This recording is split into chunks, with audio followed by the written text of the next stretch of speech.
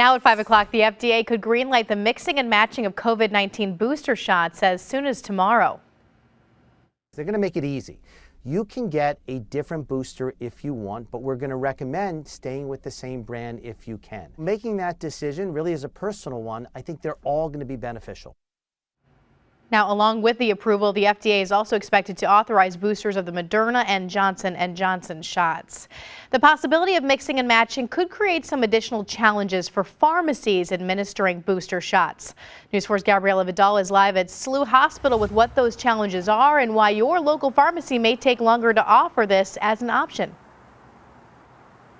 Lauren, well, I spoke to an infectious disease specialist here at SLU Care who tells me that the greatest benefit to mixing and matching will be for people who got the Johnson & Johnson vaccine as their first dose. And now, even if the FDA does approve a guidance to have people get different doses of the COVID-19 vaccine as a booster, there is still some confusion over what that may look like here. Oh yeah, it's going to get way more confusing, way harder for everybody. Tyler Taylor is a pharmacist at St. Louis Hills Pharmacy. Right now, they're only issuing Pfizer or Moderna booster shots to people who qualify under the state's health guidance. For us, we need to have authorization by a physician, and generally we do that by protocol. We follow the state protocol, so once they have that document updated, then we can start administering the vaccine however they authorize it.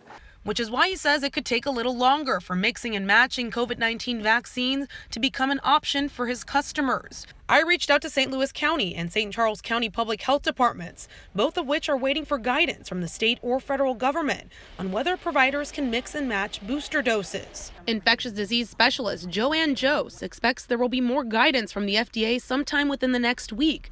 But in the meantime, urges people who could benefit from a booster dose to talk to their doctor. When someone has had a Johnson & Johnson vaccine and they're kind of trying to decide what to do about this whole booster situation, they meet with me and we have a detailed discussion about what the evidence is, what kind of we might think about for them, how high risk they are, how old are they, do they have medical conditions, do they have other stuff going on that we need to think about, and how easily can they access a booster of Johnson & Johnson versus Pfizer or Moderna. Taylor says one challenge for pharmacies will be figuring out how much of each dose to give, depending how people are mixing and matching previous vaccines. You know, children for Pfizer are looking at half the dose, Moderna is a half dose for their boosters, what they're looking at. It gets crazy for us dealing with the insurance side of it, and then just trying to translate and give that information to patients. It's a lot. Now, this pharmacy I spoke with tells me that you should do one of two things when considering getting a booster dose. First, call ahead to make sure they're offering it for you. And two, when actually going to get that booster dose, make sure you can verify what you're exactly getting, because it is flu season, so you don't want to get mixed up and accidentally get a flu shot, or if you're intending to get a flu shot and accidentally get a booster dose. Reporting live, Gabriela Vidal, News 4.